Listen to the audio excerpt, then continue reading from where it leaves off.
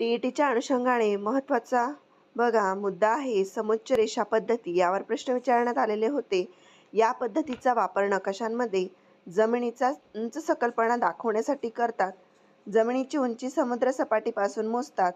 त्यानंतर समान उंचीचे ठिकाणे निश्चित केली जातात.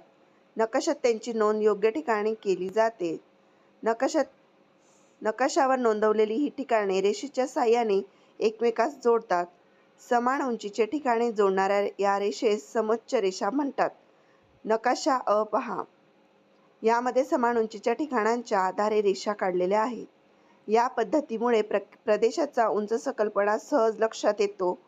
प्रदेशाचा उतार व विविध ठिकाणांची उंची समजण्यास मदत होते. समोच्च रेषांमधील अंतर कमी असल्यास त्या ठिकाणाचा उतार तीव्र होतो, तर हे अंतर जास्त असल्यास जमिनीचा उतार मंद असतो.